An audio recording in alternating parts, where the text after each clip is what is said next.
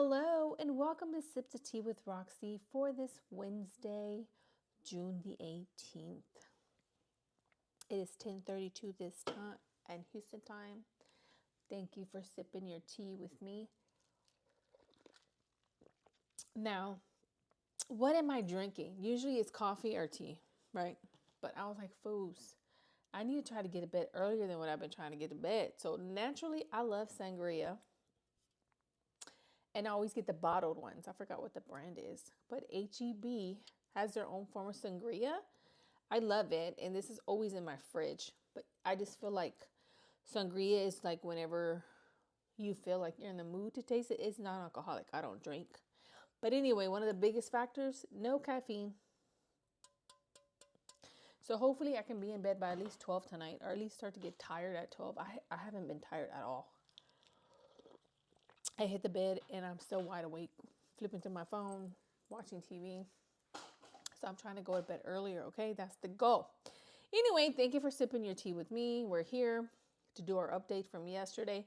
Now, we all know we were waiting on Bree to come online so we can hear what happened when they were on Catalina Island. But of course, when she got on, she was addressing Ruby because according to what Valet said, Ruby told them a story already. And she was like, no, the narrative is incorrect. Let me show you that little clip. Okay, yeah, he left his phone right here charging. I will definitely let him know. Hi, Zobby's mom. Well, are you guys cool still, or what's the situation? It's a lot. Yeah, it's a lot. It's a long story. It's a lot going on. So I think Doesn't sound like she said anything. as soon as everyone's ready to talk about it, I think it'll get put out there. But I am personally not ready to talk about anything. Well, health-wise, everyone's good then? Yeah, everyone's good health-wise. Well, I'm not recording this, and I don't have TikTok anymore to fucking try You to know do you don't something have with it. So I TikTok, just like a wanted good to know, boy. Just I'm Yes. reaching out to see if he's all right, if he could give me a call back up. I will definitely let him know. All right. Thanks for reaching out.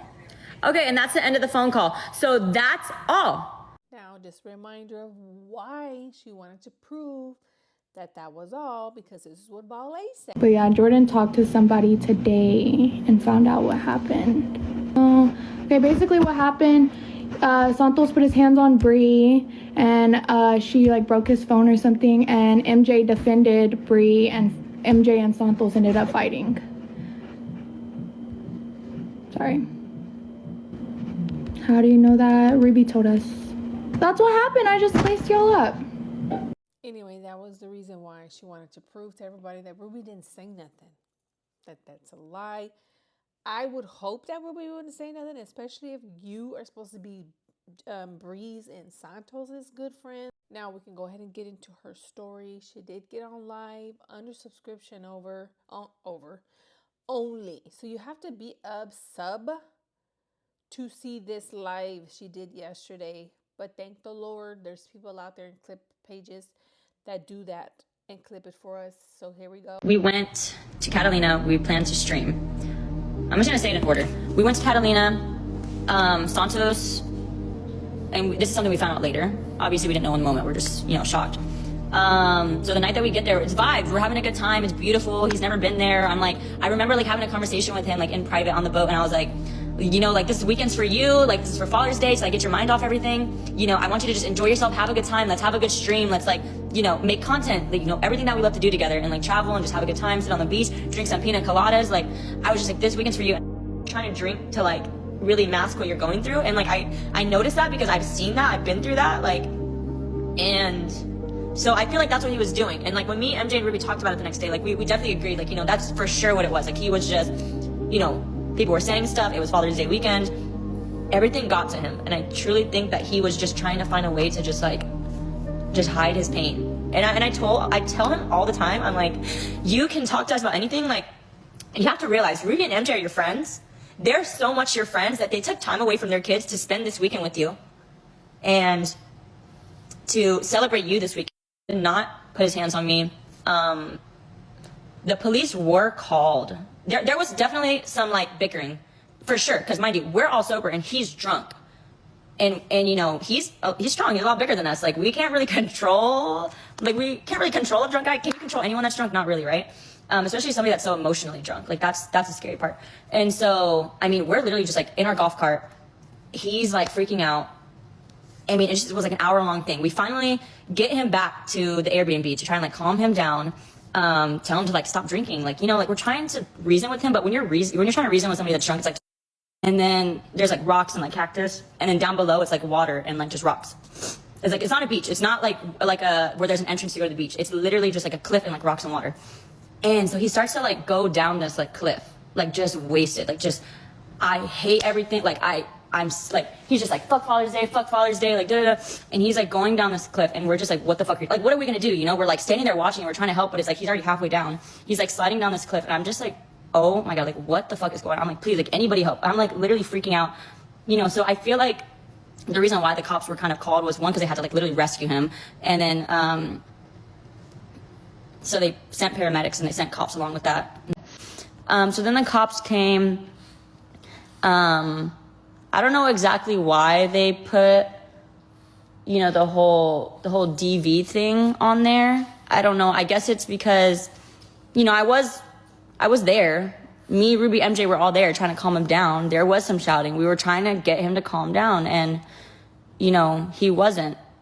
And we just felt like the only way to get him to listen was if he spent the night in jail. So that's why he spent the night in jail. And that's why we didn't want to tell anybody. Now here's the thing. I'm going to be very transparent. You guys already know I'm so transparent. I'm so honest, especially with the things I feel about what's going on in our characters' lives, why I think they do certain things. And a lot of T pages were like, oh, she's crying over Santos, but she's not crying over her son. Like, that's so sad. Like, all these other things, right? But, like, you can tell in the video, this is the first time I've ever seen Bree tear cry. And you can tell that she's generally crying for Santos, because obviously she was in a position of seeing somebody she loves a lot struggling, and being in a position where she was scared that possibly maybe he would commit unaliving himself. Okay, this is where I'm getting from this story, is Santos is having some type of mental health crisis. Okay, so he's struggling in his mind with whatever demons he's battling, and this is affecting Bree in a way that she's, one, scared that something can happen to Santos, that he'll do something to himself. She obviously loves him. And the difference between that situation and Winter's situation is Winter is in a safe home with his dad. He's not in danger of something happening to him. Even though the situation is sad and she's unable to see her son like a mother would, for her to cry in a scary situation, how she described it, and not knowing of the person you thought you knew and obviously love would do something crazy like unaliving himself or doing something very harmful to himself because of the things he's struggling with his mental health. So when I see certain T pages saying that, it makes me upset, because mental health is real.